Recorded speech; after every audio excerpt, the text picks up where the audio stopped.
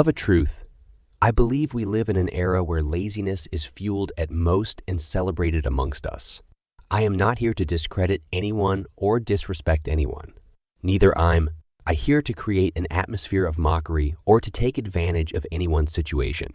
Rather, the aim of this article is to establish profound wisdom through spiritual enlightenment, to encourage, inspire, motivate, and educate us. This is my disclaimer. The problematic situation of laziness is systemic. A lazy person is likely to disagree that he or she is lazy, therefore directing the blame of being lazy on others. Some go as far as blaming their parents, spouse, partners, siblings, or even the government for being lazy. In varieties of ways, we can also agree that there's a solution for laziness that's available to those who are ready to obliterate it from their lives, of which I will give possible solutions to that. But how about we first discuss the reason why many indulge in laziness knowingly or unknowingly, whether they're conscious of it or not.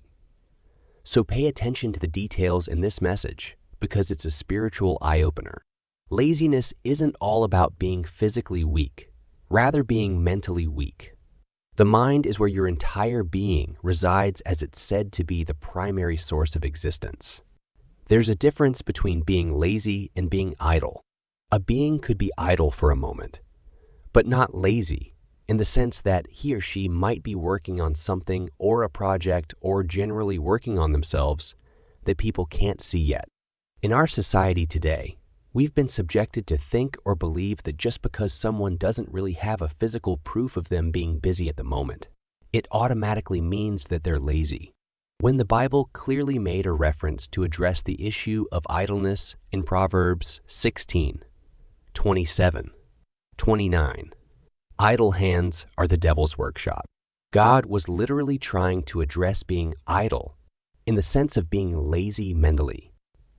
It is only when the mind can think of possible ways to make a living that the hands begins to work. People who are lazy mentally look for the easiest way to achieve wealth. They always want the shortcut to fame and wealth because they don't want to put in the work. Those are the people the Bible addressed to be the devil's workshop because they'll automatically invite the devil into their minds to suggest demonic and diabolic suggestions to such individuals, making them see reasons based on their free will of being ignorant of the truth. Therefore, integrating slothful and deceitful thoughts in your mind, filling it up with anger, envy, jealousy, and victimized mindset. The battle between good and evil, light and dark, is all about the mind.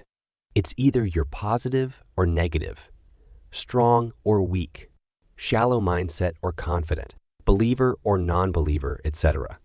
But luckily, God has instructed me to enlighten people about this, and He gave me solutions to fix these issues.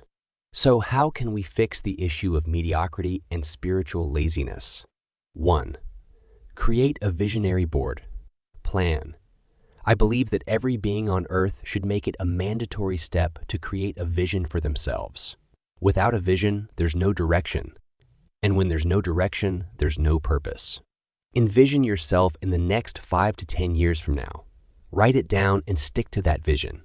I understand that this process isn't so easy as it sounds, especially when you're holding on to a vision while going through trials and adversities. When you're strong-headed towards your dreams and visions, you'd be tested. God will test you to be sure if you're truly strong enough to handle the blessings that He has in store for you. But these blessings can only be attained only if you stand the test of time. This shouldn't scare you, because God will always be with you during the process as you walk through the storms. 2. Persistency, consistency. When you're persistent, you're consistent. There are 2 ways about it. When you decide on what to, stick to the plan and explore every possible possibilities that comes with it. Do not be afraid of failures. It only makes you wiser only when you extract the lessons from it and using it at your own advantage. Failures makes your body weaker, but your mind stronger. So do not be afraid to fail. 3. Focus on self-work. When you put your time and effort on developing your character, you're in a better shape to tackle any outcome of life, be it good, better, or different. God focuses on building you. That is why He allows you to go through the storm, to build you, and to shape you for His works ahead. This process could be long-lasting, but it's definitely a phase. You only need to be steadily focused on Him and always draw near to Him at all times. 4. Seek assistance from the higher mind, the universe, or the Creator. There's no way one can ever make success out of anything with a canal negative mindset. No matter what you think, I really do not care if you get offended by this or not. It doesn't change the fact that what I say is the truth. In heaven or on earth or anything thereof, if a being neglects the fact that the higher mind, source, or the supreme God Himself is not an important figure to one's growth, then such individual prepares him or herself for more destruction and a world full of abyss. We all need God. We all need a supernatural assistance to help eliminate anything that's not healthy from our lives and minds. And the sad truth is that our God or Creator is a supreme being of unconditional love towards His creation. And as an all-knowing finite being, He knows that we'd be needing assistance in every area of our lives. He already provided this assistance, whether we choose to believe it or not. Some persons acknowledge this favor and return back to Him saying thank you, whereas others neglect due to ignorance. For if this was so, then how can one see the daylight of a new day, if not God making it possible? I believe that this message will in some way shape someone's life positively.